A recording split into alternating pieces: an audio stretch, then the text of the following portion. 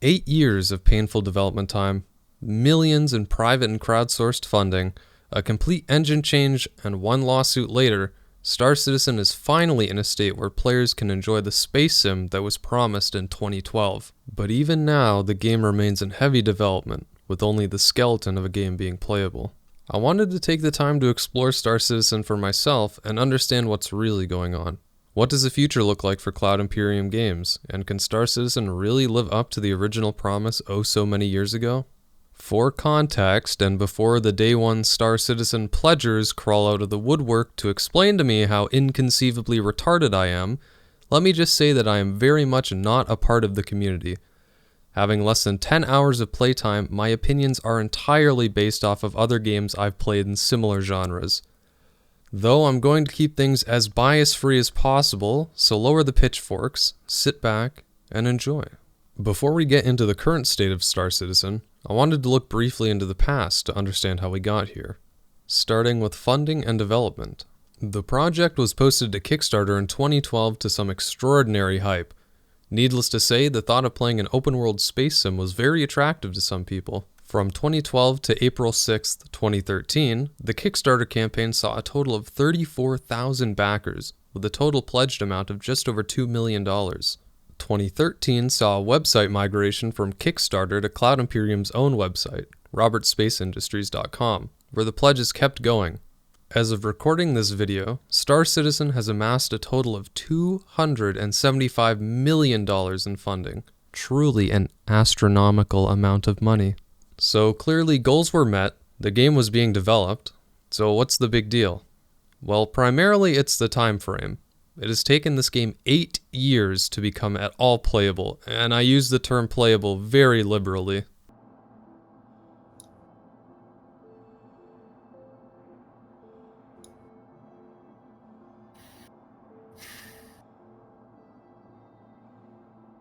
Pledgers back in 2012 were promised their donation rewards in 2014. Ew, well, that's awkward. And over the years and years of development, people began to think that Cloud Imperium had just taken their money and ran. Growing unrest in the community led to many calling the game a complete scam. And even somewhat recently, in 2019, this opinion still exists on the original Kickstarter page. Another issue present throughout early development was overpromising and underdelivering content. Things such as Squadron 42, a promised single-player experience with celebrity voice acting? What? Content was continuously promised, and the scope of the game began to grow exponentially. This is what I believe to be the main issue with Cloud Imperium. They kept expanding upon a game that wasn't even playable, and because of this massive hype surrounding the game, they felt obligated to follow through with everything. This, of course, has resulted in a massive development time, which in turn has caused many of the original supporters to become disinterested. Quite the paradox indeed. Not only that, but in December of 2017, Crytek, the developers of the Cry engine, decided to sue Cloud Imperium Games in a legal suit that only recently ended. The exact details of this case are very muddy, but in layman's terms, Crytek was trying to sue because the single-player experience, Squadron 42, had gone completely standalone. Meaning that Cloud Imperium was technically developing 2 games instead of 1. Obviously in the contract with Crytek they were only developing 1 game, so to them this was grounds to sue. The case was never really strong for Crytek to begin with, but many believe that this suit was created in an effort to absorb whatever money they could from Cloud Imperium due to Crytek bleeding funds over the years. Sort of a last-ditch effort for the company to stay green. But then that begs the question as to why the case lasted a total of 3 years and ultimately ended in a mutual dismissal. So, who really knows? Needless to say, the development was an abhorrent mess.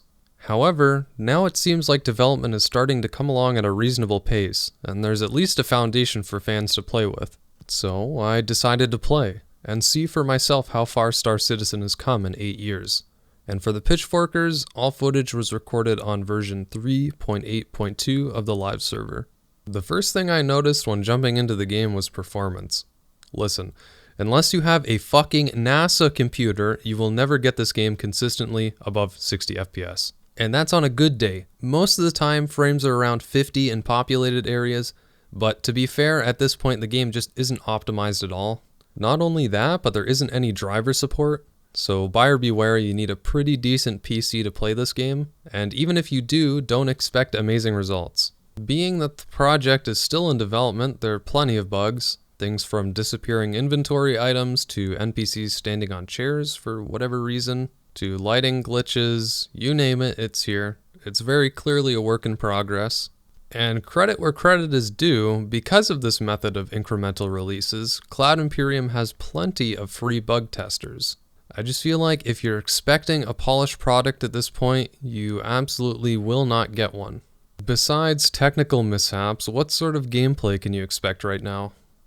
Well, truth be told, still not a lot.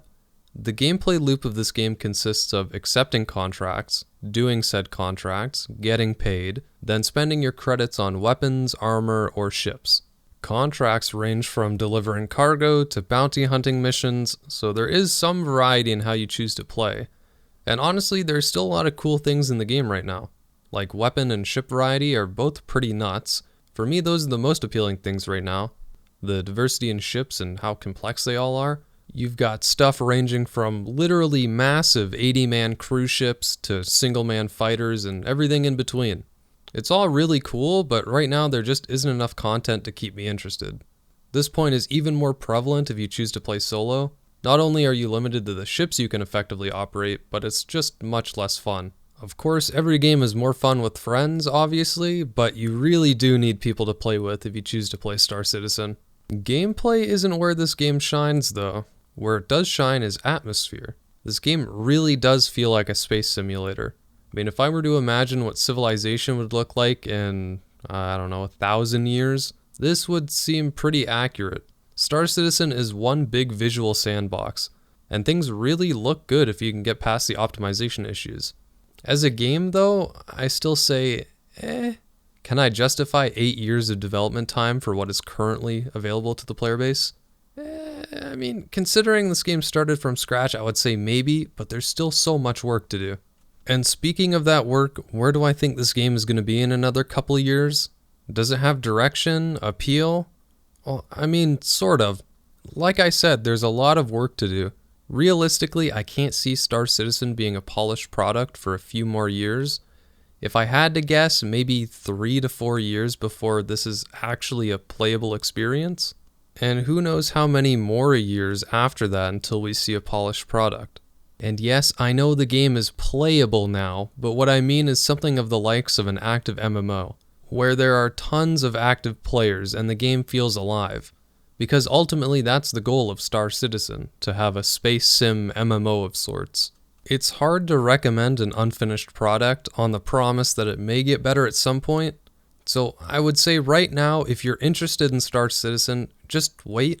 Follow the updates and be a part of the community if you're passionate about it, but you don't need to buy it. Because for me at least, there isn't $45 worth of content right now. Not even close.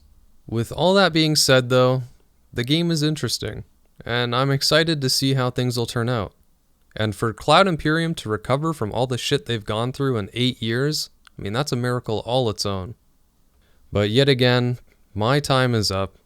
I wanted to give another thanks to all you who watched the first video. The love and support I've been getting is really inspiring, and I'm glad people are enjoying the content. If you watched the video to completion, you're literally an angel. I mean, honestly, not only is the watch time helpful, but it shows me that people are actually connecting with the content, so thank you. And if you enjoy my narrations or the content on this channel, please subscribe. There will be more, I promise. And until I see you again, my friends, stay safe, stay cozy, and I'll see you on the next one. Bye now.